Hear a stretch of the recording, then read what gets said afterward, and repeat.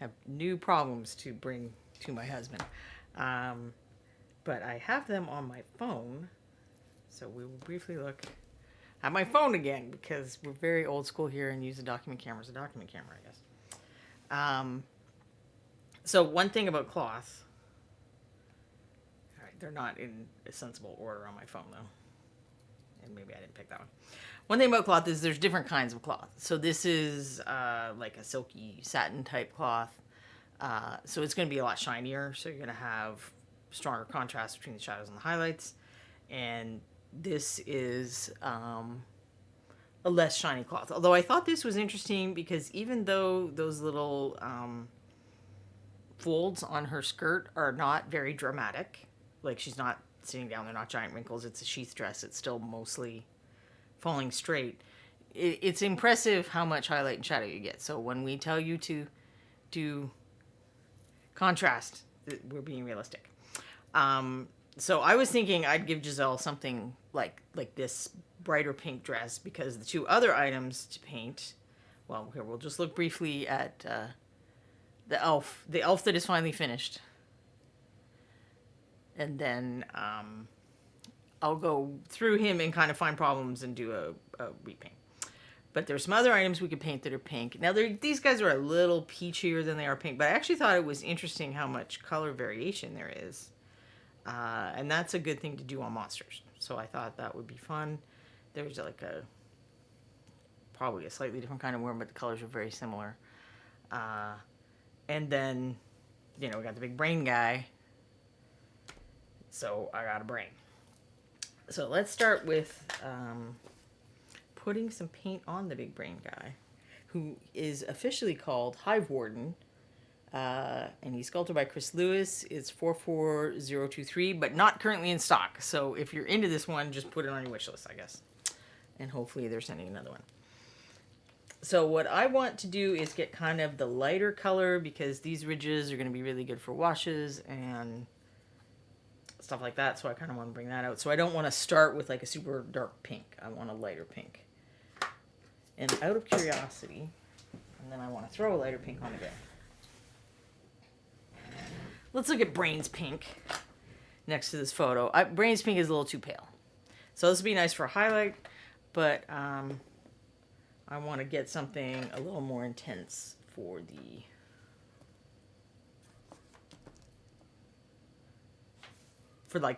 main color. So that one's like a little peachy, but I think I like it. Because I don't want... this is a more saturated pink. So this is something that you probably would only see like on clothing color or, flashy animals or monsters like birds or something like that. But if you want kind of like a more skin tone type of pink, it's stuff like this. And some of these are skin tones. So this is Sin Spawn Pink, which I also like. I kind of like as a brain color, but it's a little too light as well. So these are both more highlight colors. And then the Doxy blush, I don't quite like it. I think I'm going to go with the Monster Maw and assume that a lot of the stuff that I'm doing will tone down the color. And if it doesn't, I have ways to tone down color. I'm just going to start slapping a bunch of paint on him. That's interesting. What's that kind of like the teeth or something? I don't know what the ridges are at the back. He's an interesting dude. And I don't think, like, it wouldn't be weird for the tentacles to be the same color, but I feel like I would want to make the tentacles a different color or maybe like fade into a different color just for some visual interest. So I'm not really going to address the tentacles today. I'm just going to paint a giant brain like in the photo. And I did mean to like kind of trigger warn people about brains and worms, and then I totally didn't do that. So my apologies if anyone is tuning in and thinking, oh my gosh, what did I just see?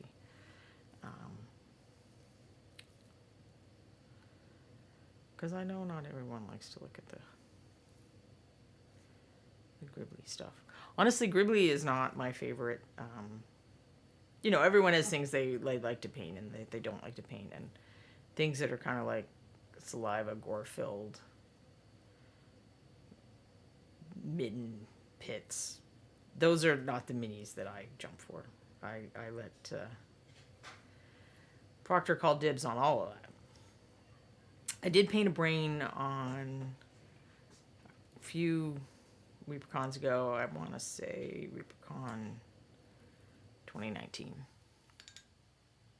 No, actually 2018, I think. The minis you got for staying at the hotel, and you can just go buy these online. It's chamomile and what was the dude's name? There's like a butler and a maid zombie characters, and the butler has a brain on a tray, which is just hilarious. And she's got, instead of a standard feather duster, she's got like a whole chicken. She's using a whole chicken tail for dusting. Barglemore, that's his name. Barglemore and Camille. So I painted a brain for on Barglemore's tray, and that would be more of a size that matches a humanoid figure, not this enormous brain. But I want to take some of the principles from that, because I think I used some gloss color and some washes just to kind of do the pooling blood and stuff. Okay, if you're one of those people who doesn't want to look away now. So you can see where there's little pools of blood, or where it's kind of grouping and it's a little shinier. I did actually find some pictures of live brain surgery, which I don't know if you don't like looking at brains, I don't know if that's going to improve the situation for you. But they were much more detailed shots, not the whole brain. It really looked, I mean, the colors were exactly like that. That's why I ended up picking this photo. Since this guy is a live brain, so he shouldn't look the color, that washed out color that you see if you've seen a brain in a formaldehyde jar. He shouldn't look like that, because he's very alive and coming to eat some PCs, I think. I think Quindy has very kindly shared a link to Barglemore and Camille, who are super fun. And I have it's actually fairly recent, I think, article up on my blog about painting those, because I started out with underpainting. So kind of like Zenithal Prime, but a slightly different approach to that, where I was using brushwork to establish the darks and lights before I started painting. And they are, I mean, the traditional French maid and butler costumes are, grays and blacks and whites. But it's interesting to compare, kind of the flat grays and blacks and whites that I used in the underpainting with the more colorful stuff that you get. In the blacks and whites and grays can be more colorful than just flat colors, I think is what I'm trying to say. I'm not very articulate today, it turns out. Okay, let's find a fiercer pink for the dress. That's not like totally bright. I think it's gonna be a pretty good option. The violet red is a little too red. I feel like it would be pink. I think it's cheating a little. Get like that one and get some nice vivid highlights. Yeah, that's nice actually. Maybe I'll start with that. Although clearly, since I have my little system, this is the more opaque of these three paints. But I'm gonna try the Pathfinder and see what we get in application. Oh, and I ended up using Monster Maw on the brain monster. What's his official name? Hive Warden, which I believe is a Grell. Sadly, Arctufus, they didn't go for the funny when they named Brains Pink. They just called it Brains Pink. But I'll keep my Monster Maw out since we put that on the brain guy. And I probably missed him. I think I already see a place that I missed.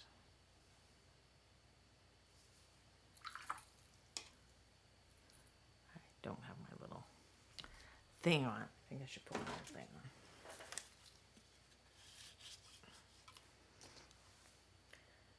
Just to make sure. Because this is such a surface full of, different levels and crevices and whatnot, that it's the chance of not missing something is so low. And it's definitely going to need a second coat in some places because I can see some gray showing through. Although that's almost kind of interesting. But I don't think I'll go with letting that show through. But now let us put some Thuvian Sun Orchid. I've played Pathfinder, but clearly I didn't play enough Pathfinder to know what Thuvian Sun Orchid are. On the website, they do list it as Brains Pink, but the joke didn't make it to the bottle. Disappointing.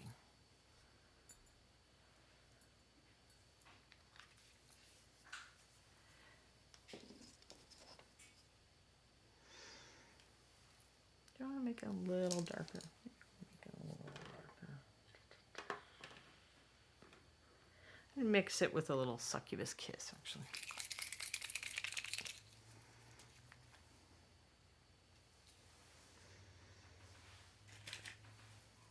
Get the Crow's Nest Pokey Tool. Maybe they'll be able to make it on tomorrow. I think we're all eagerly awaiting Michael's second attempt at sculpting a squirrel.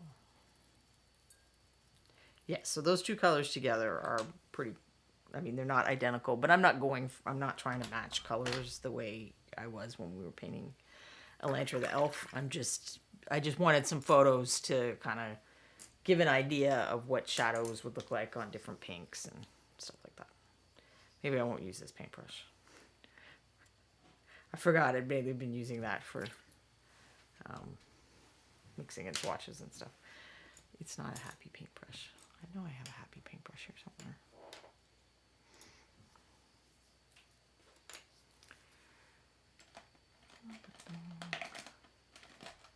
Might need to get a couple larger paintbrushes. Right, well, hopefully this one's large enough. Oh, that's not the one I meant. So I thought I had prepared all my brushes, and then I didn't realize I didn't actually have this. So these are, I've been using these a lot for like base coating and swatches and stuff like that. They are Ebony Splendor by Creative Mark, which I think is the Jerry's Artorama in-house brand. And I don't always recommend their stuff. I keep meaning to, they had, over Christmas, they did a flyer, and they actually had minis in it. So they have this like big pack of like 30 or something mini brushes, or tiny brushes.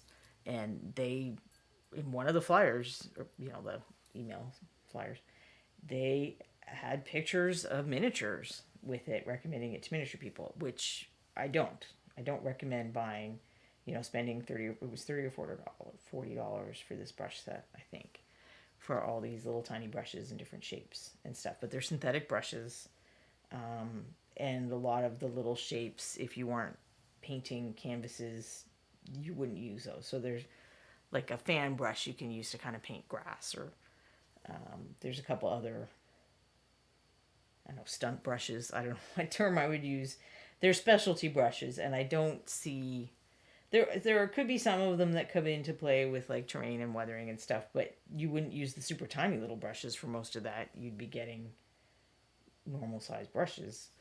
So I don't think that, I think you'd be far better off spending $40 getting 2 quality Kolinsky Sable brushes to do detail work than buying this giant pack of random little synthetic brushes.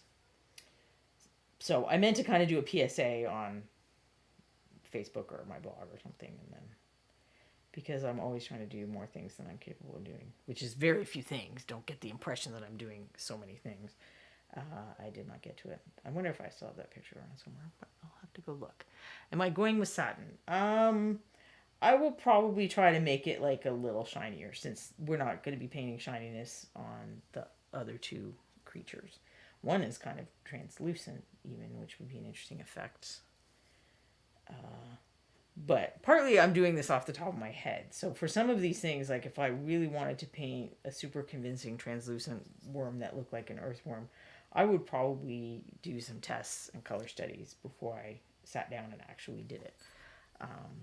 I also am under no expectation that I would finish all these 3 miniatures today, because I think you've all seen me paint, and that's probably not if you guys are interested in me kind of completing the figures in later shows, then they can sort of become continuing stories like Atlanter was.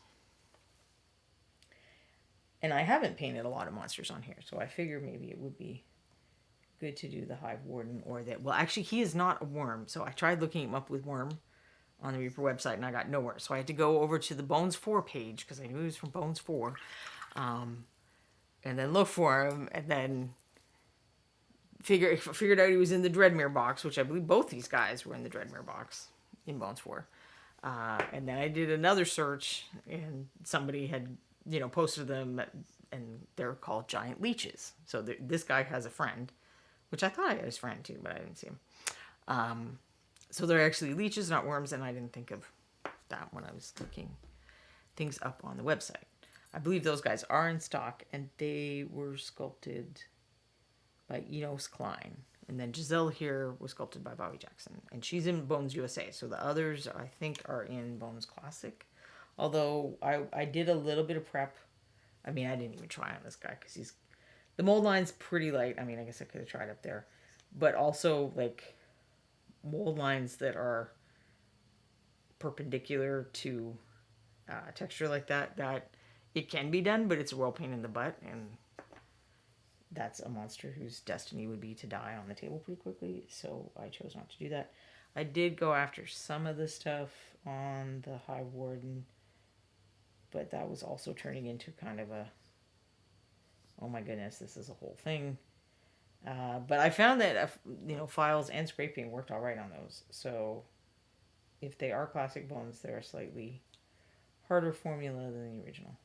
And then I did do a little more prep on Giselle, because that's one of the things, if you're painting, a nice, smooth, a material that's meant to look nice and smooth, like satin or silk or metal. If you really want it to look good, the surface actually has to be smooth too. So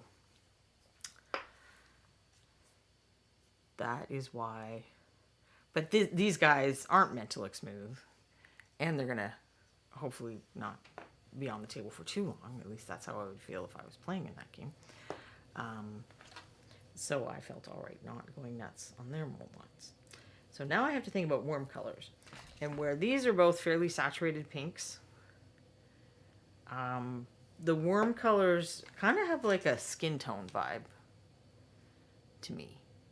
So there was that. Did I put the other worm in here? Yeah. So this guy, that almost looked like, I mean, it's a little pinker, but the Shoanti Sienna, most of the colors that this looks like are out of production, and we need them. We need something like a dark red clay or brick, or there was like the antique rose triad, but they keep getting canceled. So the new Dragonfolk red is even more like that. So I think if we do something like that, and I just put a little orangey peach in, but I have to decide. So this the way this worm is, it's kind of like darker on the one end, lighter in the middle, darker on the end, and then it has that little, I'm sure there's an anatomical name for what the little orange part is, but since this is actually not a worm and I'm just making it up, I can just take the idea of using these different colors, so having parts of the creature that are different colors throughout. So to go with kind of the idea of color theory and making a focus, because Minnie says I love the old porcelain triad. Me too. And I let Ron know recently when he asked me if I had any suggestions for paint colors to add to the Kickstarter, and I think that was among the things I mentioned, that something like that, because I think even Old West Rose got canceled now too. So it's like we need to paint lips and stuff on characters, and all of the colors you would do that with keep getting canceled. Plus, maybe you need to paint bricks or clay pots or whatever. Like those all seem like common things that you would find in terrain and whatnot. So I think to kind of like go with the idea of creating a focus, I'm going to use the peachier part closer, you know, maybe let's make the head peachy. And then it'll go down through the lighter pink and then down into the darker color, which also, if that's where the sucker part is coming up and it's kind of see-through, that would make sense that if it's sucking blood up, that's going to be the darker part. So I have something like this for my darker color, and I probably want it to be even darker than that, really.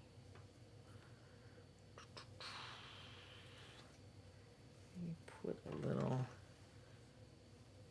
try putting a little of the Orchid Purple, which is one of the new colors. I'm not sure if this one has released yet. I don't think that it has. So maybe that's not very nice of me, and I should use Necromancer Purple. And I'll make that for the bottom, and I'll probably do wet blending. So I want to figure this out now. For the top, I don't have like a peachy peach, because that's another color that, first, it's rarely made, but then it also doesn't stay in production when it is made. But if I mix the peach with a skin tone or a pink, it's going to turn, if I mix the orange with the pink, it should turn into peach, I hope. Not my best color to mix, but we'll see. And then for the middle, that's a little peachy too.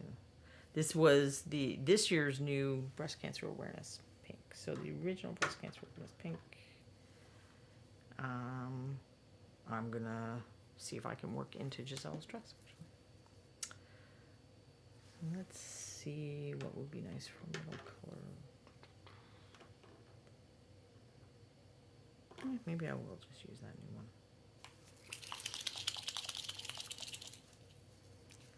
Just make stuff up. Because if I get it really wrong, if I get it really wrong, there's probably not much I can do. If I could just get it somewhat wrong, there are things I can do to try to shift colors one way and another. I need to remember to put these over here, so I try to remember what I did with what.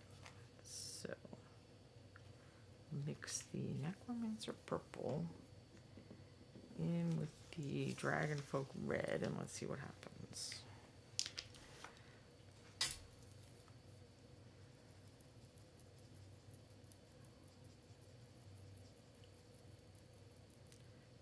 Be even darker, but we'll do some washes. And this might be a little bright, but again, if I'm going to do washes, that's likely to take stuff down, so I'm not going to touch it. And then let's see what happens when I mix Lotus Orange, which again, I guess is a Kickstarter color, but they are coming. And this month's colors, I think, so I thought they were already out, but it sounded from last week's Reaper Live as if they come out on the 21st. So it's Black Indigo, Rich Indigo, and Wild West are the colors coming out this month that I thought were already out.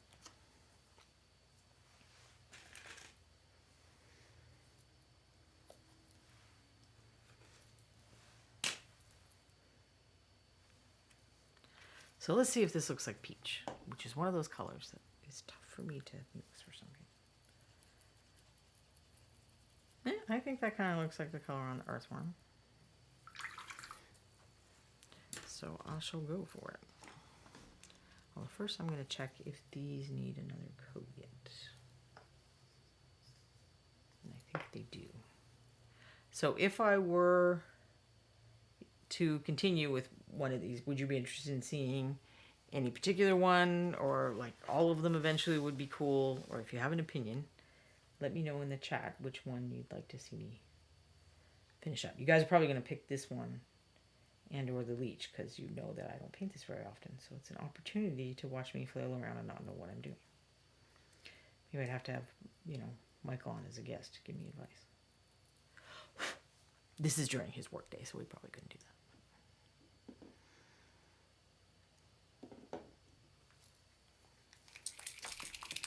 Nico says all of them, and so does Casmania. Arctufus says, question your wet palette. Is it a DIY or can I buy it somewhere? This is a wet palette you can buy. I'm not 100% sure that at this point I would recommend that you do. So for people who were here last week, let me just get a little more paint on this guy and I'll show you. I had a new wet palette delivered from a Kickstarter. And I've been using that since, and I've been super impressed. So in a sense, this is kind of a do-it-yourself palette. The plastic part is the Masterson Stay Wet palette that you can buy at the art store. I think even like Michael's has carried it. I don't know if Joann's has carried it. But it's also easy to find on Amazon. But I don't use their sponge, and I don't use their paper. So in that sense, it's not that much different than just having a Tupperware container and using your own answers. So the sponge I'm using is I forget what they call that now. It kind of shrinks down when it's dry. Compressed sponge. I think it's a compressed sponge, and I bought like a pack of 10 of them or something off eBay or Amazon like a million years ago, and I think it was a small seller, so that I could not have a link to anymore. And then I put Viva paper towels over it, and Viva specifically because Viva has no texture. So unlike the paper towels that you like to have for dry brushing, where you want that texture so you can see whether you got stuff off, this has no texture. So the official Masterson's wet sponges are yellow, which is non-optimal. Very few mini painters that I know like the official paper. So it's this very thick paper. So it is possible to rinse it off and reuse. That is one nice thing about it. I think you have to soak it in hot water before you use it. But I find that it doesn't control the moisture levels that well for the kind of paint that we use or the kind of way that we paint. Like sometimes it lets too much moisture in, and sometimes it takes too much moisture away. So I have a second one that I use for like standard acrylic painting, but that's about it. This is not an airtight seal, and it's not meant to be, I think, because stuff that's airtight, then you start dealing with mold and fungus and stuff like that. But it does mean that it's not great for travel because you have to wring everything out really well and make sure you put it in plastic bags and stuff like that. And you have to be careful around your house. I mean, there was at least one incident. The reason the inside looks like this because the cats threw it on the ground, and there was like paint all up in there. So it served me well for many years, but I've started having problems with fungus, mold. I don't know what it is. It gets slimy under here, under the paper, if I leave it for very long. I also really only use this for one set. Like I would use this for this, and I would not expect to come back even this evening and have this paint be super workable. Like maybe I could do touch-ups, but I'm not going to be able to do real painting. So I typically don't use a wet palette with the expectation that I'm going to be doing real painting. But last week, right before the show, this got delivered to me, and they're still in the process of fulfilling, so I don't think you can buy it in the store unless they had a previous version. But I'm also in the Red Grass wet palette Kickstarter. So once I have all of them in, I'm gonna do some like tests like we do on the. Ooh, Kamiko says one of their cats tries to eat the sponge in the wet palette. That is not healthy. That can't be good for them. So I'm gonna do a test on the wet now because it could be. I don't know that it's the box or it's the paper. This box does have an interesting feature in that you can kind of put it ajar, because the problem with this is, and I will often not close it up all the way. I'll usually have it like this, because if you live somewhere humid and you close it up, it kind of turns into a terrarium, so it'll start to have condensation on top, and that'll fall down into the paint and make it wetter than it should be. But if you have it open too much, then you're drying stuff out. And I very rarely find the sweet spot, probably just because the environment changes enough that it's hard to modulate. So this is a similar idea. Instead of doing the ajar thing, you could open that a little, because this does seal to a tight seal when not in use. So it's got this rubber gasket thing around the edges. And then they make use of the extra space. So it weighs a little more because they've added stuff. So this pops up. I think you can use this as like a tablet you know, I could put my worm photo in here as a reference while I'm painting. You can put brushes in. I think they showed a tube of paint in here. I don't have a tube. Yes, I do. But this seems like too big. This tube is too big. So they must have had some little tiny tubes. And then this you can do your washes in, and this works as a brush holder. So I haven't used any of that stuff because I have my own little things for doing washes. Like I probably will when I travel. But whatever their paper is pretty good. So that's, I mean, it may just be the paper. It may be that you don't even need to buy the whole thing. But I like the sponge. I'm not sure how I would describe it. So it's not spongy. It's very thin. It's kind of like if a piece of felt and a sponge had a baby, is how I feel about it. But let's take a look. I'm trying to remember which colors. I think this color was from Friday night. So the orange leather that I was painting, which is here. And I haven't added water to any of the little pools. So this isn't like perfect consistency. No, why not do it here? But it's not terrible. I mean, I could add a little water. And then some of them will be too wet. So if I come down here to this light color, it might have a little more water in it than I originally used. Also, I think some pink color got in there because it really should be that color. But it's not terrible either. I mean, I could paint with that. This row is from last night. So let's, and this was pure white that I maybe added. Oh, well, now I'm putting white on a piece of white paper, so that's going to be super effective. Let's pick a gray in the middle. These are all just your standard rainy gray, cloudy gray.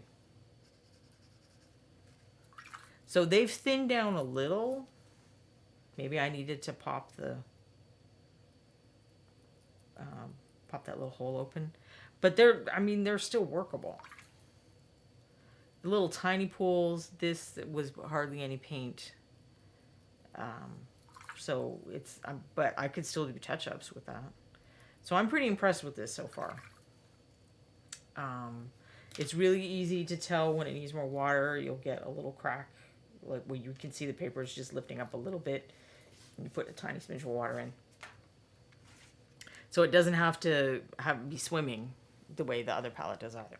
So I'm impressed by this. I'm curious to see what Redgrass has. They haven't completed their manufacturing yet, I don't think. It's funny because this one was the latest of them. And there's a carrying thing that I'm totally forgetting the name of that has mini palettes in it. So it's meant to be like a thing where you can put a bunch of paint and miniatures and stuff like that and travel. And I think it's got a couple little palettes in it. But I don't know that it has any paper or anything, or if they're expecting that you'll provide that yourself. So that could just be, it's a container. But whatever I get, I'm going to, come up with some scientific tests, put some different brands of paint in, maybe leave it open for leave them all open for 3 hours and do a check every hour or every half hour of what the paint consistency is. Then close them all up and come back the next day and check the paint consistency. Maybe do that 2 days in a row. Some kind of like scientific thing like we've done here on the show before to assess whether there is anything really special. And I do have I actually have 2 of the Masterson palettes because I got the other one for doing standard painting, so I can test with their real stuff, and then the typical hack, which is to use parchment paper, kitchen paper, the stuff that you would put on cookie sheets. So not wax paper, but the stuff that you could cook with. And I currently, I believe, am using Kroger brand, which does not seem drastically different than Reynolds, which is the most popular or most commonly available option for people in the United States, at least.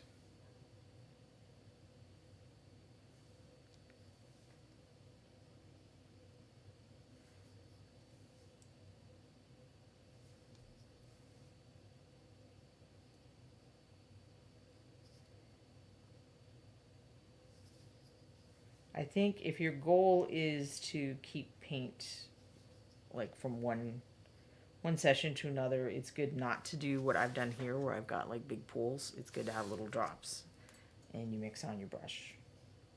Because the smaller you can keep the pools of paint, well, the more condensed, I guess. So it doesn't necessarily have to be a small drop because that can dry out, as you saw on my other palette. But if you keep it to as small an area as possible, it helps it stay the right consistency, or stay like kind of out of the bottle consistency longer. But I paint like someone who uses a dry palette who happens to use a wet palette, because that's exactly who I am, really. Felt plus sponge equals sponge. And then someone else said spelt, which is already taken. It is a type of grain. Carrie Michael Cosme, my exemplar just shipped. I'm so excited to get it.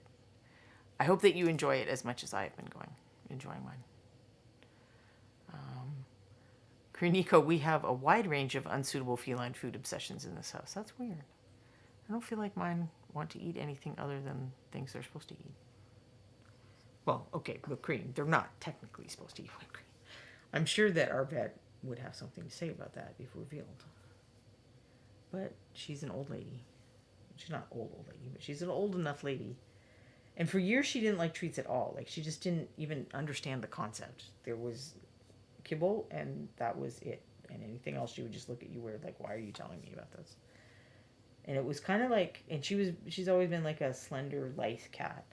And when she hit middle age, it was kind of like she was a ballet dancer who retired, and she was like, oh, so this is ice cream. All right, hook me up. So she gets cat treats and occasional whipped cream now. Now that she understands the concept of treats. All right, so I promised I was going to whip blend this guy because I'm very overconfident like that. Let's get the big brush.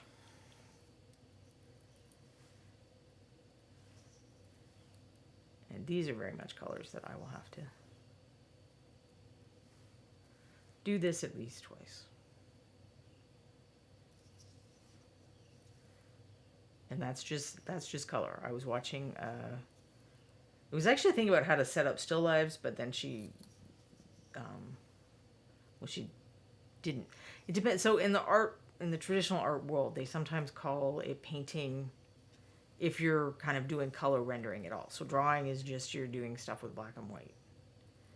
And then painting is if you're doing color rendering at all. So in that terms, so colored pencil artists or marker artists or whatever often call it painting instead of drawing. So in that term, she was doing a painting, but she was calling it a drawing because she was using these fancy artist crayons. And she was, one of the things in the still life setup was a spaghetti squash, and she's like, and she was painting on black paper. She's like, so if I just go in with my yellow crayon on this black paper, it's not going to look that great because yellow is a transparent color. So it's not many people ripping you off. Yellow is a transparent color. It just is. It is the nature of the pigments. I think Anne has said that some different pigments are different microns. And the smaller the micron gives you nice smooth paint and stuff, but it also gives you transparent paint. I don't know if his little sucker pod should be a different color. I kind of feel like it should be.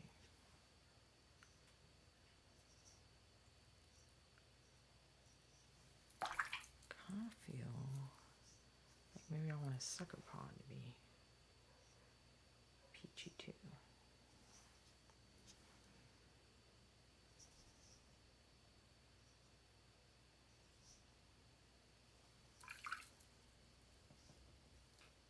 Is it standing on? So there's dead bodies, and then a rock? I don't know. So look at how much extra paint I had, but if I didn't take that off, I don't think it would add like a whole bunch of texture and stuff. I'm going to take it off because it will make it take forever to dry. But our paint is thin and smooth enough that it's not gonna. You can eventually gunk things up. Because back before we had brush on sealer, I did used to use paint sometimes just to try to smooth out problem things. But brush on sealer is thicker, so it works better for doing that. And by problem things, I mean if you get some metal miniatures that have like really thick cloaks and stuff like that, sometimes you'll see pitting because the pewter is already starting to cool by the time it gets to that part of the mold. Like these really thick, chunky molds or miniatures. And coats of brush on sealer work great for that stuff. But sometimes if you have little problems where you took off a mold line and it's like a little rough in the surface or whatever, there are a variety of things you can fix by judicious application of sealer. So that's clearly going to take a minute to dry. Green user said the only treats our cat would eat was mint ice cream and cream cheese. Mint ice cream. That seems very anti-cat. My cats are repelled by anything minty fresh.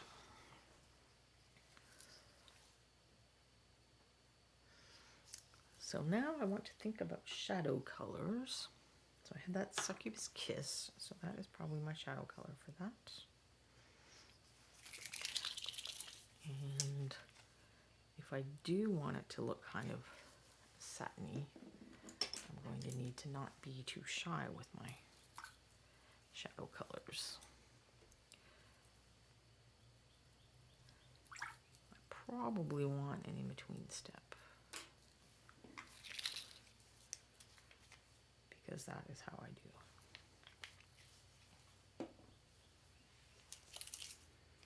What color was that? That was the Necromancer. Purple was for the worm. I was using the Succubus Kiss for Giselle, I believe. Mint ice cream. That is super weird. My cats are just super weird. I mean, it's kind of like their hobby is sitting around being super weird. I'm like, what weird thing can I do to freak the humans out today?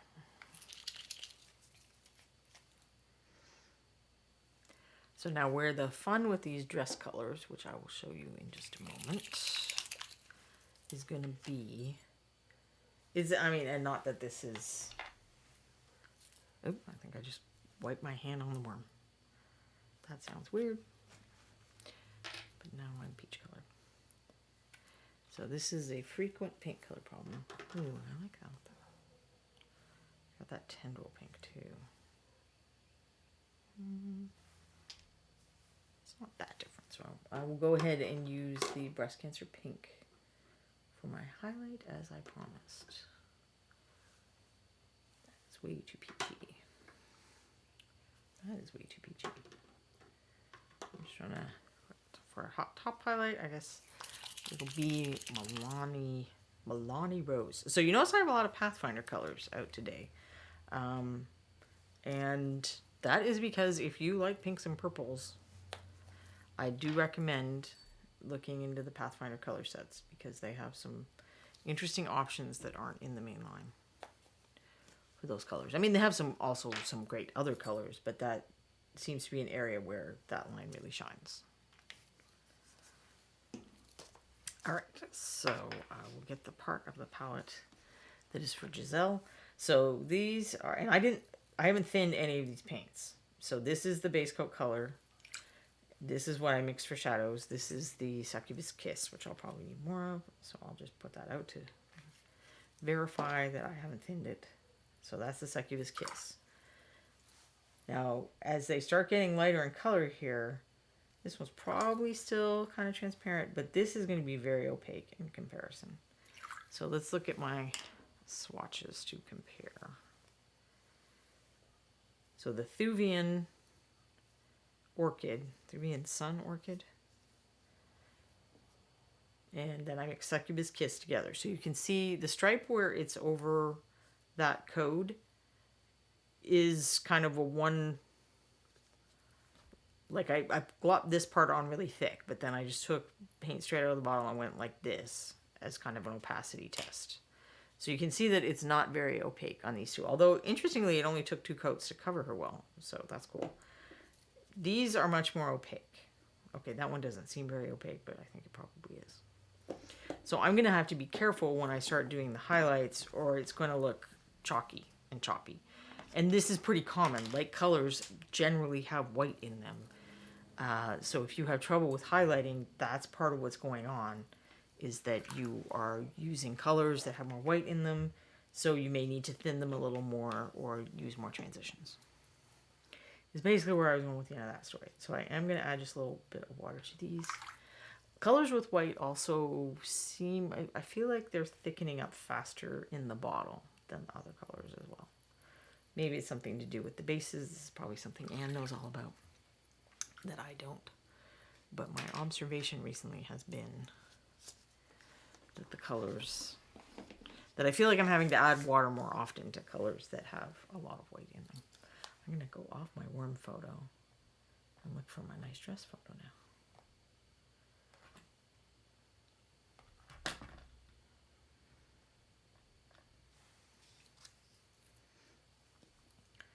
So I often like to start with the shadows. She's smaller than the big guy, so we can zoom in a little.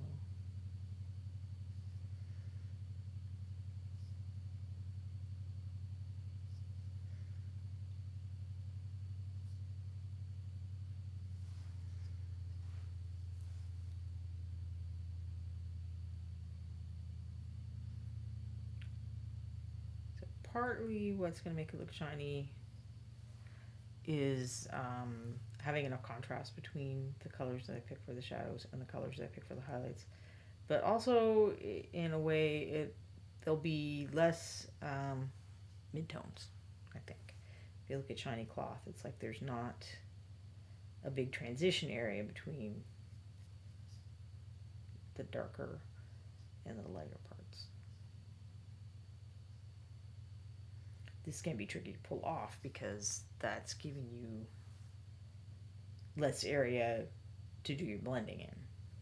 So you've got to get your blends nice in a smaller zone. I probably will in fact go down a brush size. We're doing that. I don't think this is my A-team size 1, so I think it's not as pointy as it used to be. So I always like to kind of start off a little more conservative in my transitions while I'm getting a feel for where stuff is going to go. It seems like it makes the smoothness easier for me to achieve.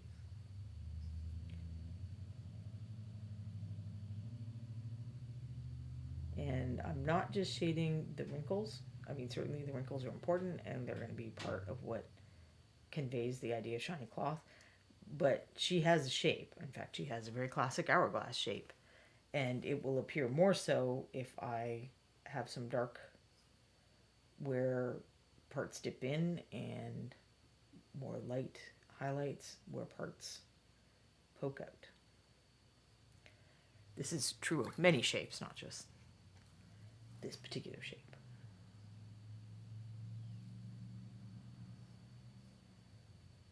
And then I actually should get a whole big bunch of dark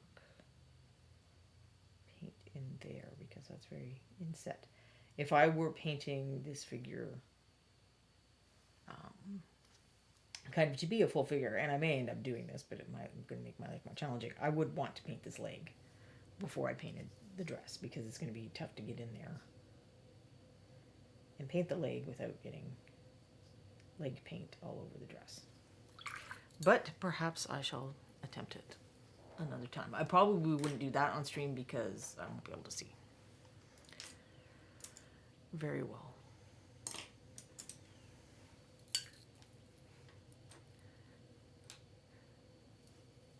Oh, more cat treat stories.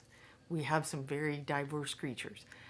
Quindy's cat only likes very specific treats that are the in-house PetSmart brand, and she wants them put into a toy that she has to knock around to dispense them. She fusses at me loudly when it's empty. At least she's getting a little exercise when she gets her treats. Kriniko's cat has one of those toys and attempts to throw it against the wall and shatter it. Wow, that's some impatience. Quindy bought her a second one, and I guess she didn't like that one. I have no idea where she hid it. It must be under a piece of furniture. It was obviously an inferior offering. Wow, they're very specific sometimes, aren't they? So that round of shadowing probably didn't look like it did much. Let's go down to the Succubus Kiss, which seems like a fitting color to paint this character with. She's not a succubus, but she might know a few.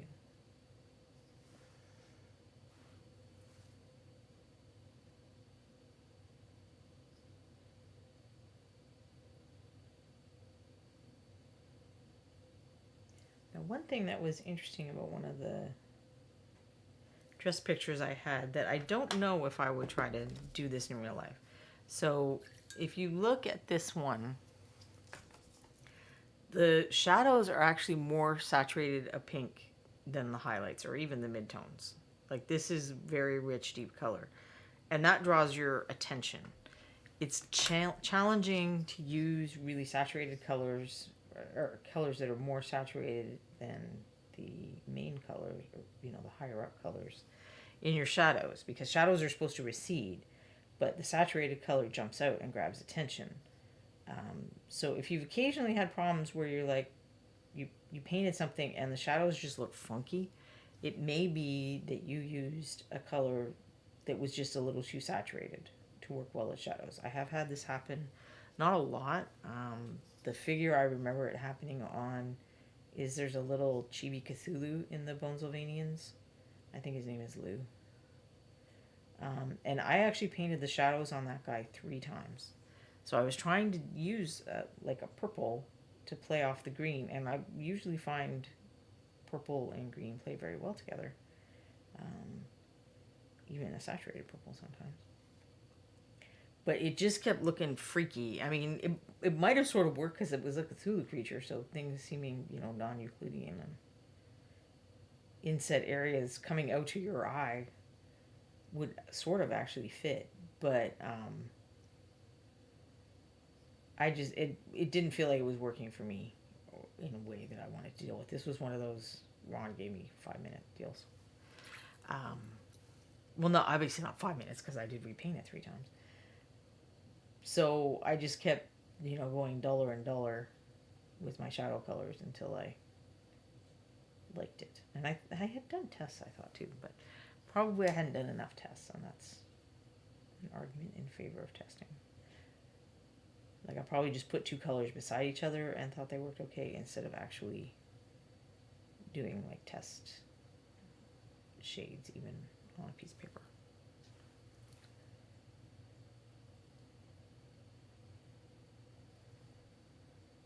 I do feel like I'm going to want to get a little darker than this.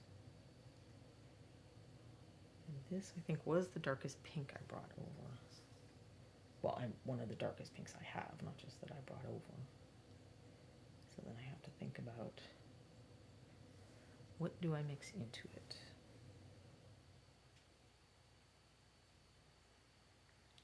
Make it a little darker. Get a bit more of that satin effect.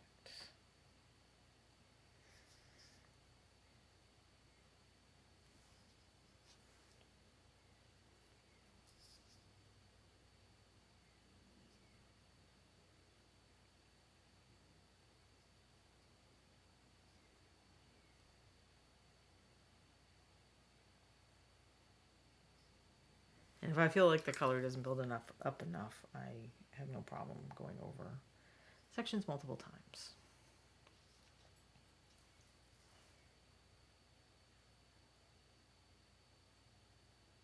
This part is just me trying to fix the blends a little.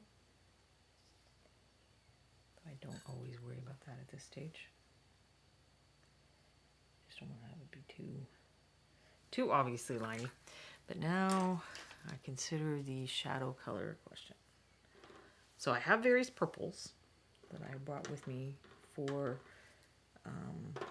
mixing, or for the brain had some like purple veins that I thought I might want to try to replicate. But I think, so my first instinct is blue liner, because my first ink is always blue liner. But I think I'm going to have a go with this black indigo. I'm playing around with that lately. I'm liking it. Oh, why don't I just zoom out instead? So this is the Succubus Kiss out of the bottle. There's a little more. And I'm going to mix it with this and hope that it doesn't go like too purple. So probably red brick would have been a good thing to bring over. I think that's what it's called. It's like one of the first colors, 9001 or something like that. And it's kind of a deep, dark purpley red. That would probably work. So here I will get a paper, thin it out a bit, and let's see what the color looks like.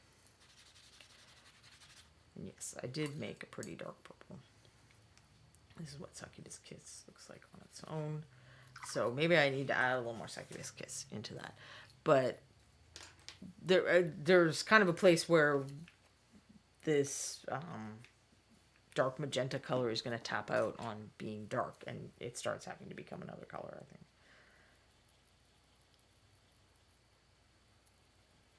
But it'll be in the deepest crevices and be shadowed, so it should work.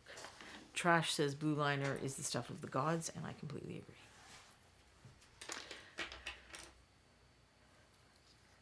I always reach for blue liner when I don't know what else to do. I even use it to shade black, which I know sounds insane, because how do you make black darker? And my answer to that is blue liner, because blue is cool, so it appears to recede. And blue liner is a very dull blue, so it's not going to do that thing I said where if it's too saturated in the shadows, it's going to pop out instead of receding. So it works really well. And then that also makes it work pretty well as a color to add to other things to make shadows. I mean, it doesn't work with everything. There's going to be times when maybe stuff starts going a little green and that's not what you wanted. But it really, I mean, it works with almost everything. And I often like painting with a unifying shadow color. Like I'm doing that on Secret Project. All of these things start looking the same in the shadow area because I'm mixing this color, which actually maybe is black indigo. I think it might be black indigo. I can't remember for sure right now. Into all the shadows. And you can do a similar thing with a highlight. Like you can pick something like a golden glow or something else that you use as unifying color and highlights.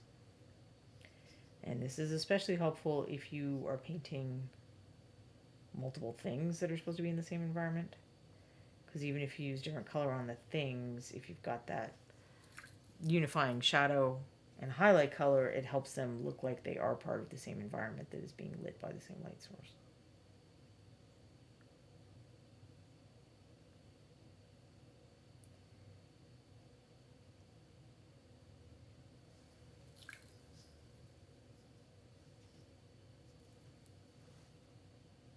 I haven't really been hitting that pole too much, I don't think.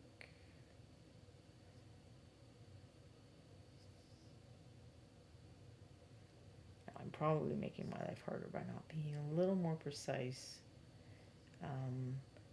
There are some colors, and red is definitely one of them, but I would guess that these more transparent pinks are as well, that it's hard to get your midtone back if you've gotten if your shadows have gotten dark in places where they're not supposed to be. It can be done, it just takes a lot of coats.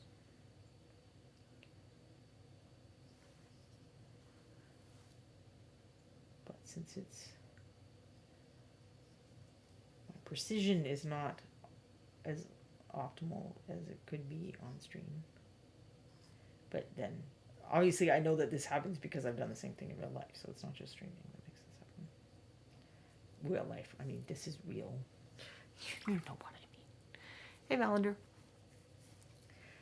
So I'm a little more behind on Ron's project than I had hoped because, so Thursday I usually do the dishes before I go to bed. And then my husband unpacks the dishwasher in the morning. And then Thursday I was like, I thought I did this, but so I put it on again. And then Friday we got up and we're like, okay, something's going on with the dishwasher. And it just won't stop. Is part of what's going on with the dishwasher, but it doesn't progress to where it's supposed to progress. So it's not doing its job basically, which is problematic. So Saturday, we spent going back and forth to every appliance place around here, checking out the options and deciding what we wanted to get. And does that mean that there's a working dishwasher in my house right now? It most emphatically does not, because everything's on order, or you have to get it from the warehouse or whatever, and then you have to wait for the delivery guy. Like a bunch of friends of mine, I was complaining about this on Facebook. A bunch of friends of mine are like, oh, you have to get a Bosch. You'll be so happy if you get a Bosch. And I'm like, well, I wouldn't be, because it would take months to get a Bosch, and months of doing dishes by hand is really not appealing to me.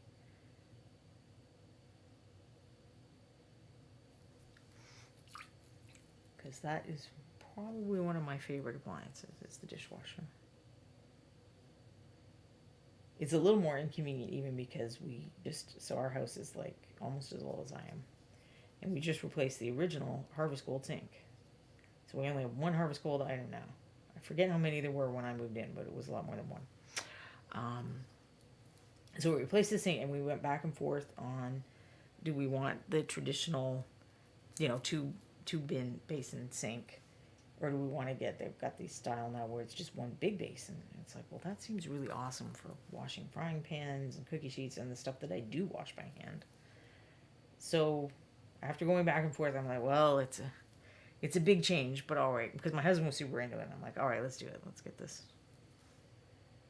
single basin thing, and I had been enjoying it more than I expected to, washing sheet pans and frying pans and whatnot. But then when you don't have a dishwasher, it's more of a pain in the butt, because you can't do the one side soap, one side rinse. So of course we changed the one thing right before the other thing broke, because that's how our house likes to be. And I'm not one of these people who likes going to the hardware store and the appliance store and whatnot. It's kind of like, this is horrible. This is like the most boring day I've had in a long time. I just want to be home painting or playing games or doing something that is really not this.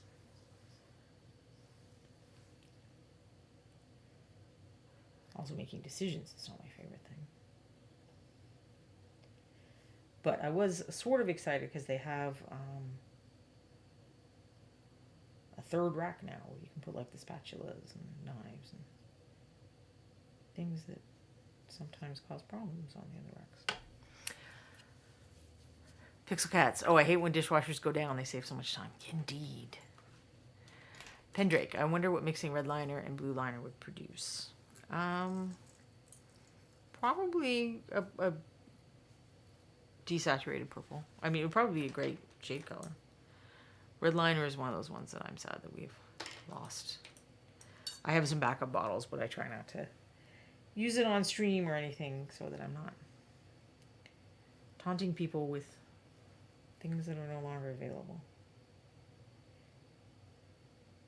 I don't always make that commitment to stuff that I paint, although I'm happy to share my color recipes. Sometimes those color recipes are going to include out of production stuff, because if it saves me time and Ron's clamoring for it, then I'm just going to take the time savings.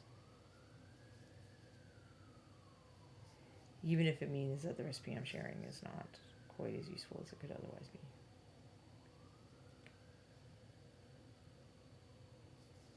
I'm just trying to smooth out some of those shadows a little, where they look a bit choppy.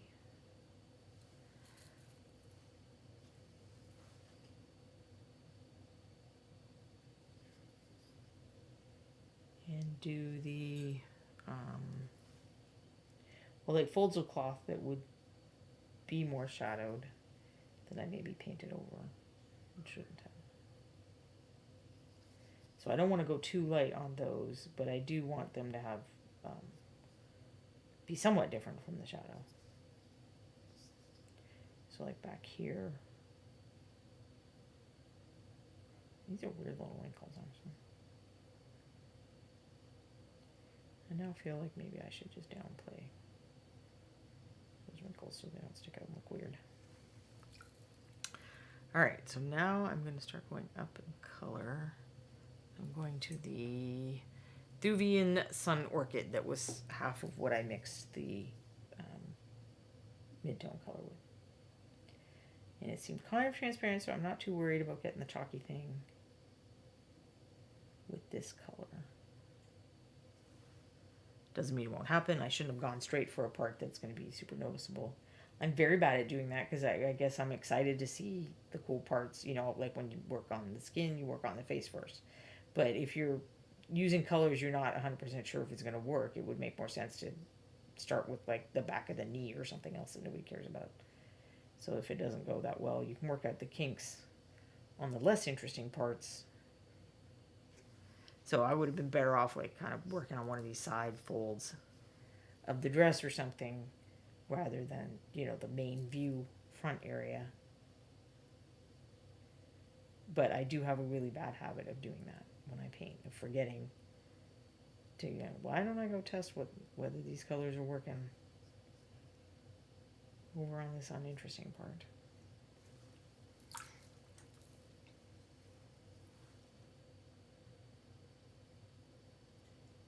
I'm liking this color for the highlight. I think it's adding a nice,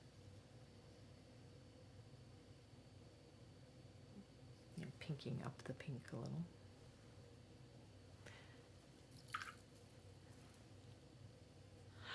Valander says, I stopped by Walmart today to get a couple of basic things and saw so many guys in line carrying a stuffed animal, flowers, and a card. So they woke up today and remembered what day it was. Or were told forcefully to go remember what day it was.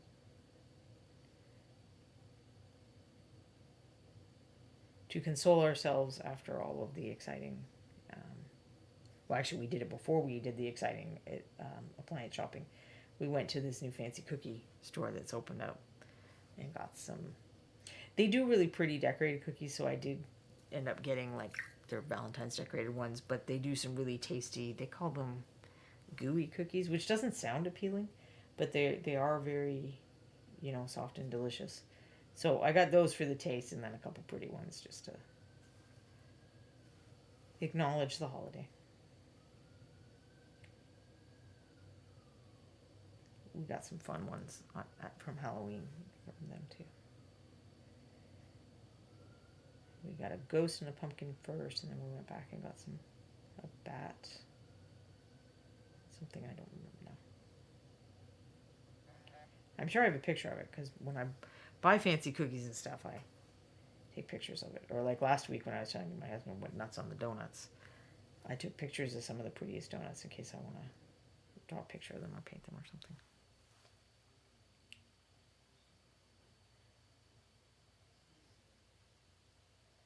But I did forget to. Sometimes it's interesting if you have, like a painting of food like that. If you've taken a bite out of the food and you make it so it's not just a perfect circle or whatever. And I did forget to do that, probably because I don't love donuts. Did most of those donuts get thrown out? Yes, most of those donuts got thrown out. Our house smelled like donuts for like 3 days, and then he admitted he wasn't going to eat the donuts. Not that smelling like donuts is a terrible thing.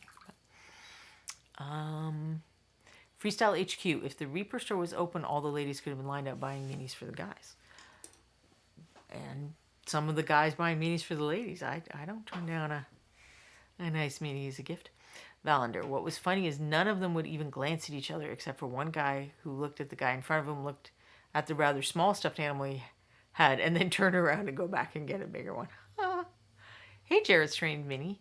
I'm sorry you had trouble streaming today, but I'm glad you came to join us. Painting pink things in honor of Valentine's. And it's not just Pretty Ladies, although I've made the most progress on her. I should probably get another. Let's get another coat of wet paint on this guy, because you can see, at least I'm pretty sure you can see that some of the gray is showing through underneath because these were mostly transparent colors. The one that was a skin color is a little less transparent, but that the peachy color and the pinky color for my giant leech are definitely going to need 2 coats. And then 2 coats helps with the wet blending too. Wet blending seems to be one of those things where people go into it not completely understanding how it works and get frustrated sometimes. And that'll be one of the ways is that I know, and one of the people I was talking to that I know this about was Corporea. When she was trying to paint, she was trying to do it in 1 coat. And she wet blends a lot. And it's like, no, either you have to do this, you have to go back over it again, or you put an opaque coat underneath and then you do wet blending on top of that. So for this one, I decided to kind of do the color transitions at the same time as the base coating. But it is possible to do it the other way, and I could have just base coated everything probably in this pink, since it's kind of in between the other two, and then worked on wet blending. And I'll probably still have to refine some of the blends. I'm not expecting to necessarily get this perfect in this go. I just want to get enough paint on him that it's feasible to work on that without revealing underlying gray.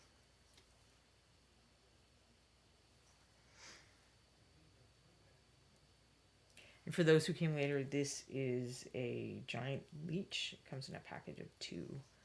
I could not find his friend. I'm sure I have it somewhere. This was originally in the Dreadmere box in Kickstarter 4. And here we are almost at Kickstarter 6. And I have my box of Kickstarter 3 or 4 guys up as kind of recent minis to like use on stream or for tests or whatever. I do have some of the Kickstarter 5 minis. Most of the ones I got extras of for doing stuff on stream were people, so I didn't really find any monsters or whatever that seemed similar.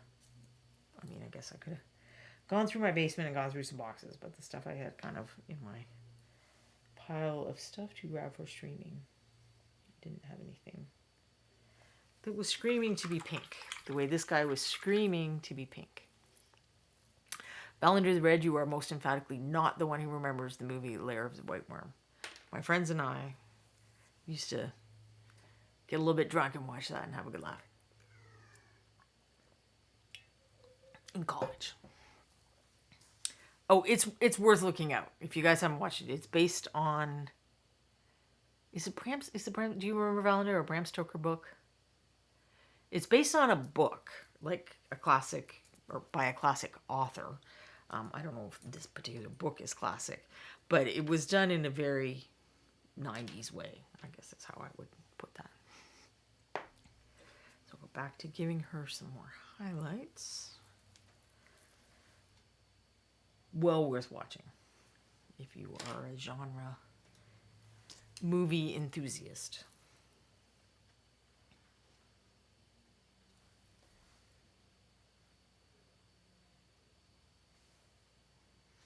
Did it have someone, like, did it have people we should know who they are? Because I'm not remembering that any of the actors or people who later turned out to be famous, but I'm not 100% sure now.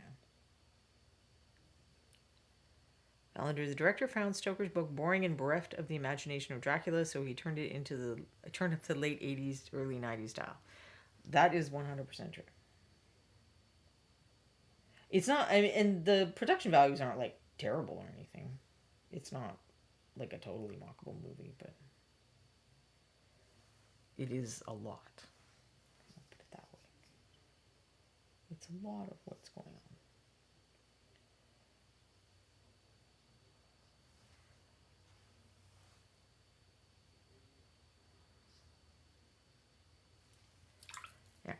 blends aren't perfect, but we're going to live with that.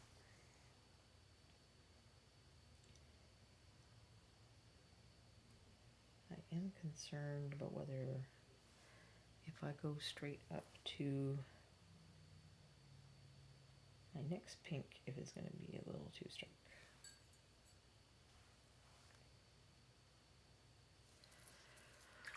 So maybe I will remember to, yeah, I feel like I'm going to do a mix in between. So this is going to be half classic BCA pink and half Thuvian Sun Orchid. In case anyone here hasn't been a Reaper customer for long enough to know what BCA pink is, in October they do a color breast cancer awareness pink, which is, nope. Oh, maybe I didn't get that one. I meant to get that one and I ended up not. Monster Maw. No, Monster Maw was on that guy. Well, now I don't know what I'm mixing together. But BCA pink is breast cancer awareness pink, and then this year they did a second color that was peachier, as well as the classic. Where's the classic? I know I have it. So that's the classic. I ended up using Monster Maw. I think I got distracted.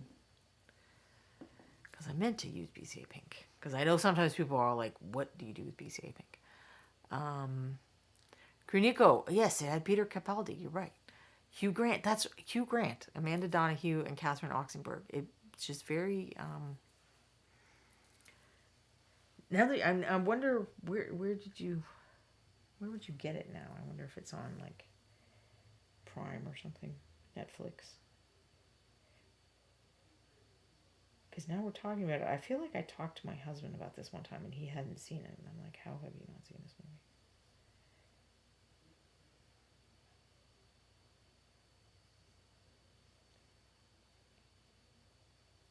So yeah, even the mix is a little stark. You can see, at least I think you can see I'm getting transition edges. And that's because that new color has so much more white in it than the Thuvian Orchid. That even though that looked like a reasonable transition, I need to mix more of the Thuvian in.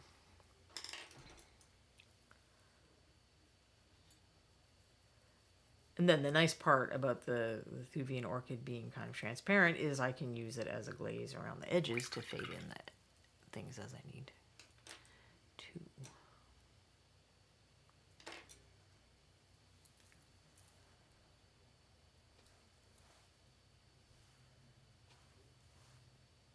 But yes, once again, I did that thing that I told you I shouldn't have done, and I started in an important area. Instead of testing that out somewhere less conspicuous.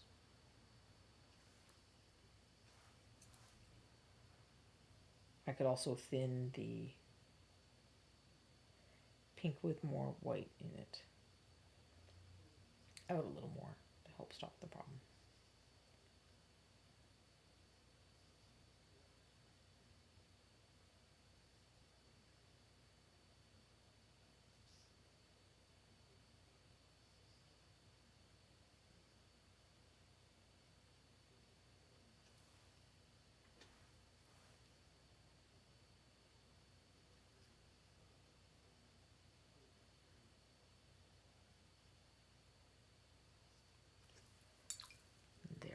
Highlight in my shadow. Let's see if I can just use the wet brush eraser method and get rid of it.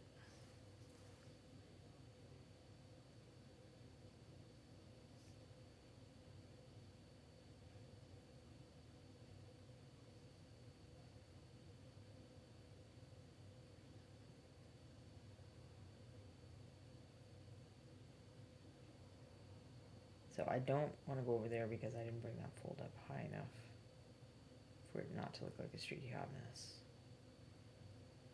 If I start putting this color with white over it.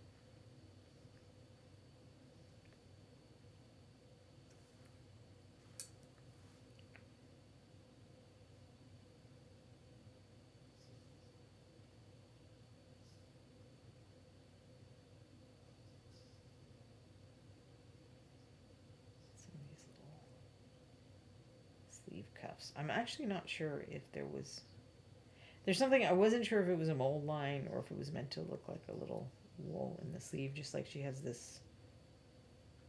There's an edge where the hat is, or the scarf that's on the hat, that I think is the cloth turning up, turning over on itself, like a cuff or something.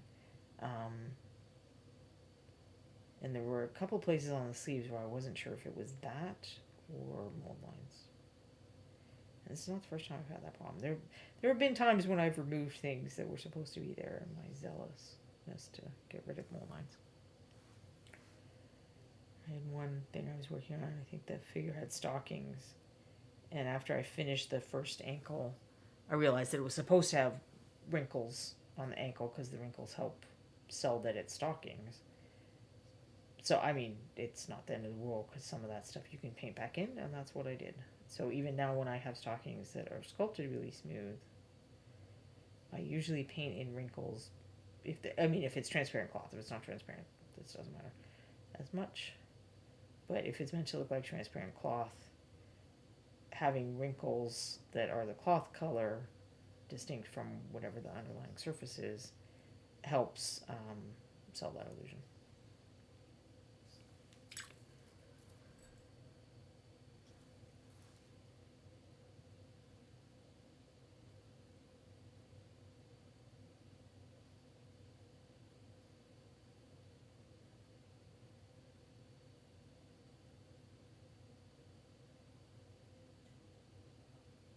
I'm just trying to refine where I put some of the lights and darks. Isn't 100% optimal. And that it can make more difference than you think where you put them. I mean, it helps create the form and the shape and explain where your light is. Bring out some of the detail that the sculptures are put in that's hard to see on this scale. So sometimes when people are having problems with contrast, it can be related to where you're putting the shadows and highlights as well as whether you're going dark and light enough. Contrast ends up being kind of a more complicated thing than it seems like it should be. Well, I mean, shadow highlight contrast. There's all kinds of contrast, but the one that we do talk about primarily is shadow highlight. It shouldn't necessarily be the only topic of conversation. We've talked about other kinds here before. You want to have contrast throughout the figure. So areas that are lighter and darker, areas that are more saturated or less saturated, stuff like that.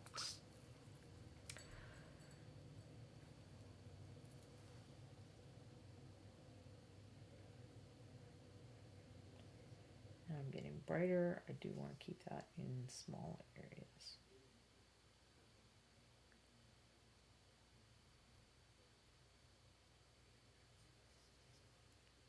Or smaller areas, I guess I should say.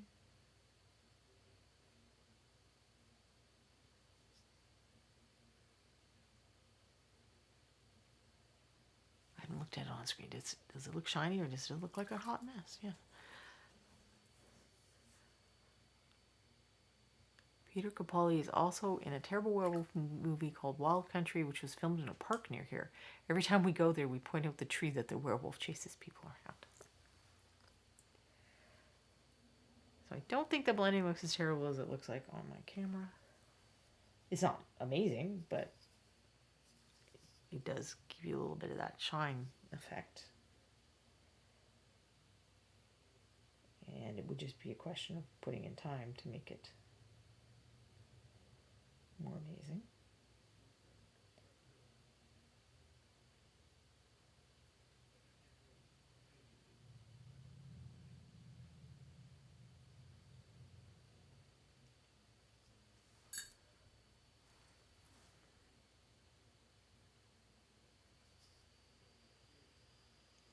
I do like these colors.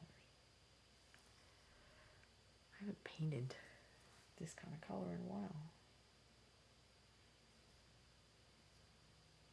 Always bugging Ron and telling him we need more characters with pretty dresses. So I was excited to see this one.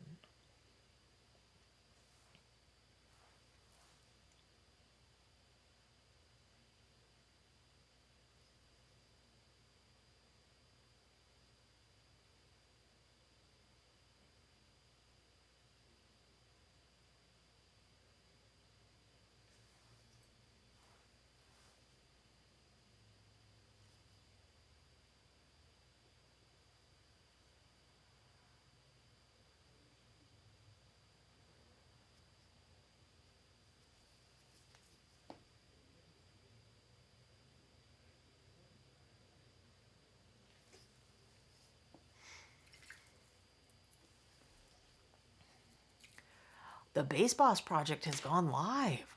Ooh. I will definitely have to go check that out too. And if anyone here missed it, so this is one of the things that's in the Base Boss project. These are inserts, and there are black bases that they go in that I don't have any handy. So this is what it looks like before you do anything to it. This one was intended as lava, and I did paint it that way, but I don't think I have any of the lava ones here. But I was goofing around with cutting them up and adding things and painting them in different ways. But let me see. Let's go back here for a minute and see if I can find. There we go. Some of my samples. So this is the base thing that it fits into. I only attached one, I think, because we had put stuff on it. So I attached this one because I had put sand stuff. Well, thank you, Jared. That's really kind of you to say. I appreciate you saying that, and I hope that you have a productive day of work. So let me take down the lighting a little because it does glare out when it's pure white. So I had applied like a sand paste, pumice paste on top of this one. And so this one I cut this part here I cut out, which was easy to do with clippers. It would be fine with a knife as well. And then I stuck it on top of this one and used a little sandy paste. This ended up super dark. So it's going to be great having both these on screen at the same time. You're not going to be able to see one or the other one. So I glued it on top of here with super glue, but then blended in that it was two things with some sandy paste, and then used more sandy paste here to kind of create different levels and stuff. So, and this is just one type of thing that they have in the Kickstarter. They also have some of the, if you get their Reaper bases for various other projects, the ones that they already have, there were sizes that were missing. So this Kickstarter, I think, is largely to fill in the sizes that are missing, but then we also have these inserts that I believe will come in different sizes. So I painted several streamers, they sent these out with like a blister pack of these out. And I was just experimenting with these ones with how much can you change stuff with just paint. And this will apply to when you do your own bases as well. Don't necessarily stress out if you aren't an amazing sculptor or base constructor or whatever. You can do a lot with paint after you have the foundation in. So this one was meant to be like a marsh with some like floating plants. So that was all just wet blending paint and stuff. I did originally plan to put plants on top, but I sort of like how it is, and then I couldn't find the plants. This is what that base is meant to be, which is lava. Pixel Cat says, I'm so excited they have 25mm inserts. Do I know if these inserts are being made for ellipses and ovals? I do not. I feel like on Reaper Live they showed like a big ellipsis base texture thing. But I actually have no more intel. Like, you guys probably have more because you're going over to web pages and looking at what's in the Kickstarter.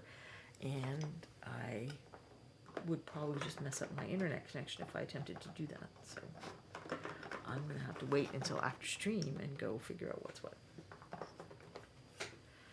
But I've kept those bases over in my I put together a box with all the colors from the 2 Learn to Paint kits, and I'm gonna, like, that's kind of my stream box.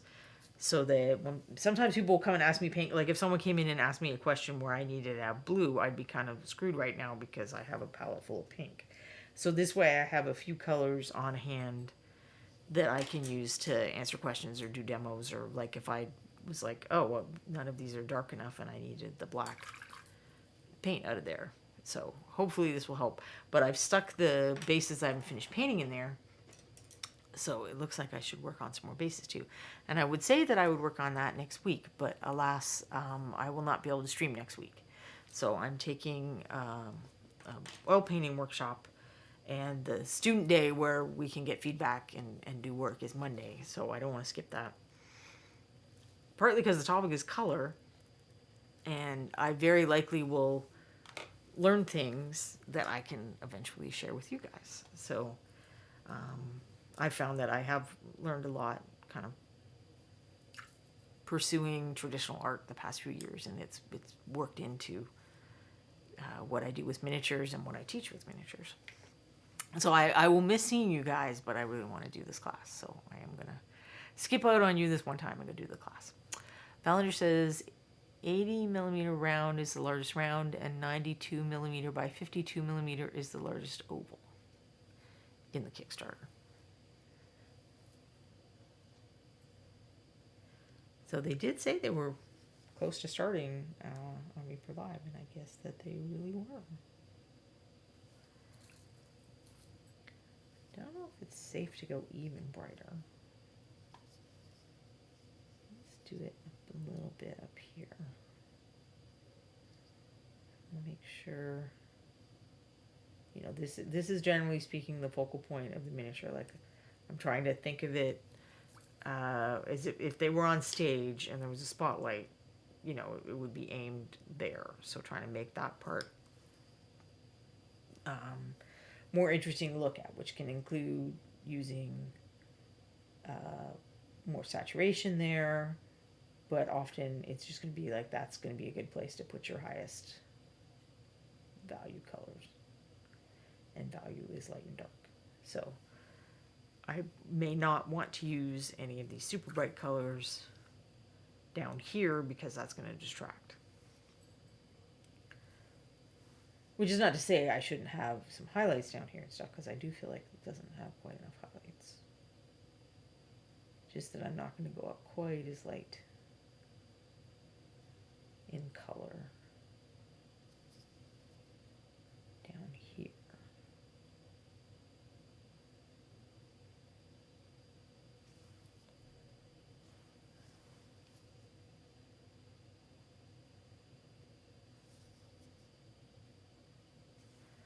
That looks like it should be a little lighter too.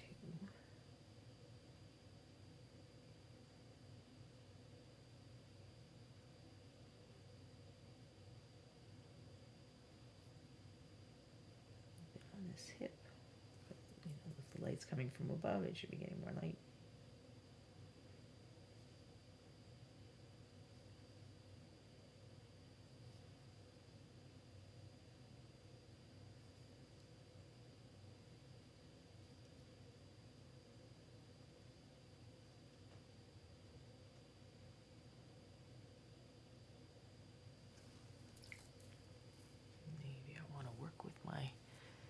Between color. What is making me uneasy is it looks like there's only one insert for each of the two textures, low lens and sci-fi of each size. So if you get 30 of the 25 millimeter inserts, all will be identical. I do always enjoy variety. But they could also just be kind of testing the waters. Reaper's always been pretty smart about not just diving into something until they have an idea of whether there's a market for it and how enthusiastic that market is.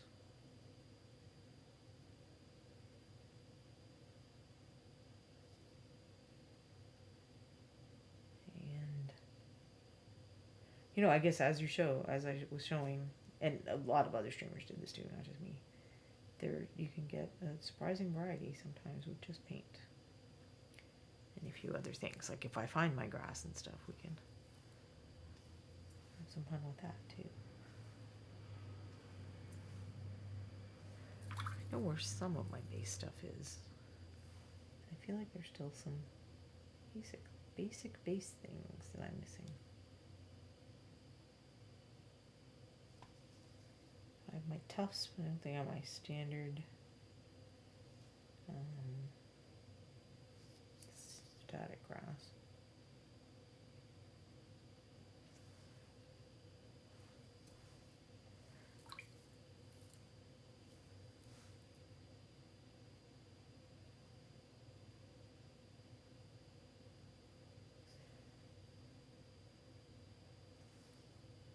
So this Thuvian Sun Orchid,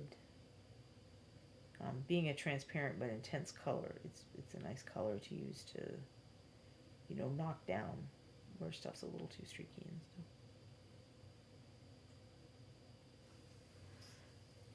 So she's not perfect, but I think she's looking pretty fancy, getting ready for the big dance or whatever, the ball. So that's a kind of a clothing type pink.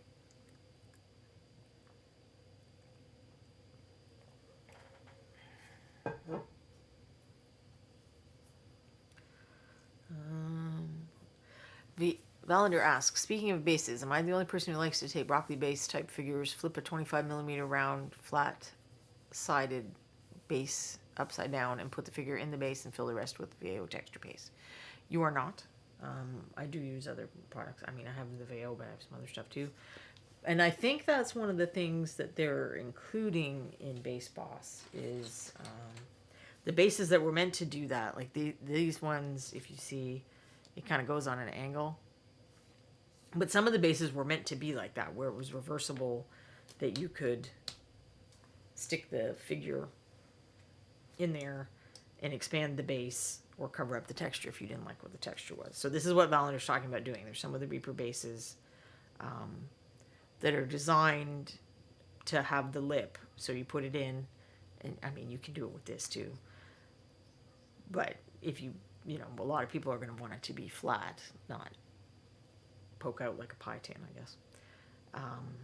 So you put it like that, and you fill in the texture around it, and make it something else if you want, or extend. Like some of these, I've taken some of these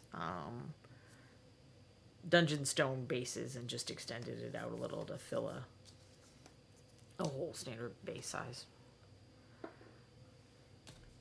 Or other texture. I mean, depending on what the texture is, you can't always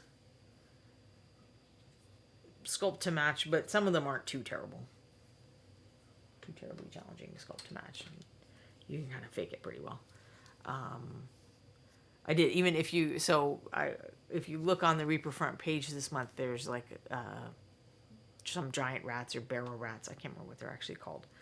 And I painted those, and I did that with they're not like the full, I don't know, familiar size bases is how I think of them. I don't know what the actual size is. And I did that, but they weren't the ones that had the flat size. And Ron's all like, I don't understand what you're doing here with the base. And it's like, well, I wanted to fill in and add more texture, and that one fits, so I did that. Make more of these. And now I think they are, so that's good. Alas, some of my paint has dried up, but let's see if we can just fix him a little. I'm going to have to try to make a note of what colors I used on these other two guys and work on them some more later.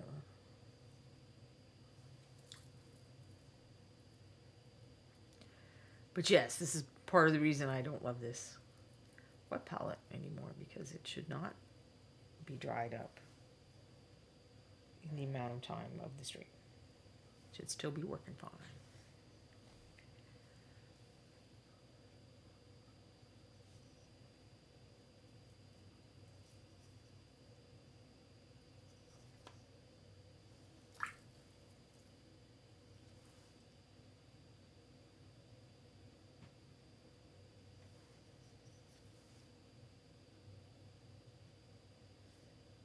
Sucker. darker, still looking a bit like gray showing through it. But the head doesn't. That's interesting.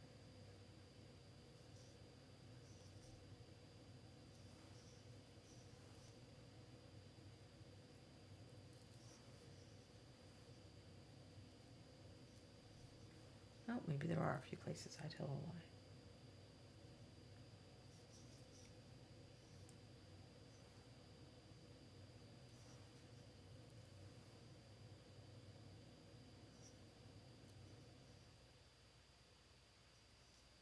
Now the question is, do I remember remember how I mixed that peach? Ah, I think that was it. So alas, it is late enough that I don't think I'm really gonna get to the washes and stuff, but I can work on the blending. And these kind of guys, this is a good thing to practice blending on if you are interested in trying it. A textured surface is definitely more forgiving than like trying to do it on a cloak or something. Your first time out the gate.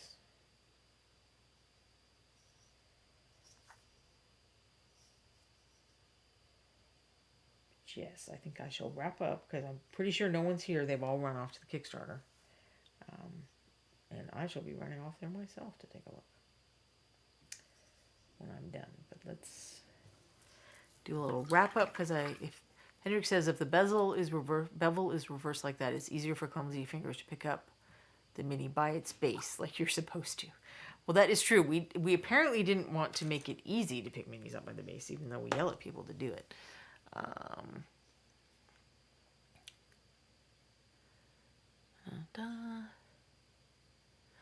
Volunteers heard the dungeon stone cobblestone base is called dinner roll bases. I was actually surprised that this is kind of the default texture for the dungeon dweller figures, because I guess I tend to think of dungeons as more hollowed out stone areas or naturally created stone areas, so actually kind of flat on the base.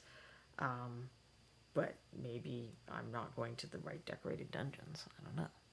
So I will just leave this guy on the screen a second. So this is the figure of the month, where if you spend $40 or equivalent, I guess, in other currencies, you get him for free. This is a metal guy. You get this one in a blister like this. So he's your creepy sneak thief type of guy. That's one of the Bones USA figures. If you are interested in how I painted this or the specific colors I used, that is the most recent article on my blog. You just go to that address there and hit the thing that says blog. And I've listed all the colors. I have some work in progress pictures. I talk about experiments that I was doing. So he is, if you want to know more about him, you can do that. We just looked at the base boss. We finished this guy last week, but I haven't had a chance to write an article or anything about him, but I did show the pictures. So I'll just show those pictures again real quick. Thanks, Turja. I will see you in 2 weeks, and I do hope that I enjoy the class and learn lots of things I can share with you guys. So this is what the finished pictures of this guy look like. I guess now you can kind of get a comparison of the quality of my video camera next to a camera. So I'm pretty happy with how he turned out. There are some things that, I'll do a review, and then what would I fix if I were entering him in a contest, or what kind of things might people comment on if I was getting feedback from a contest on him. We will do that as a future episode, but I'm not sure when. There's so many topics all of a sudden. For a while I was like, oh, I'm going to run out of things to talk about. But right now I do not feel like this is the problem. I think I have the opposite problem of there's too many things I want to do at the same time. But I will wrap up for today so we can all go off and enjoy Base Boss. Oh, Valander says, most dungeons in my campaign date to a fallen empire where it had become the fashion to have a small elegant entryway to your villa or to a town, and the rest was literally dug into the bedrock and faced with whatever decorative stone was local to your area. The larger towns had above-ground shops and below-ground homes, for example. And no, it wasn't a dwarven empire. Well, that's interesting. And it's neat that you've thought about that, because clearly I haven't put much thought into where dungeons come from, and that's a good thing for a campaign master to do. So I imagine that Quindy is going to find us a raid, if anyone's left who hasn't already run off to base boss. Valerie says, looking at that giant leech, Reaper needs to make a Lord Lambton in spiky armor. You sure they haven't already? Because they might have, but... so I will be back, not next week, but the week after that. I'm not sure what I'm going to do yet. Maybe I'll continue with the leech. But go visit Phoenix Miniature Art, and spread the Reaper love. I'll see you next week. Thanks for coming, everybody.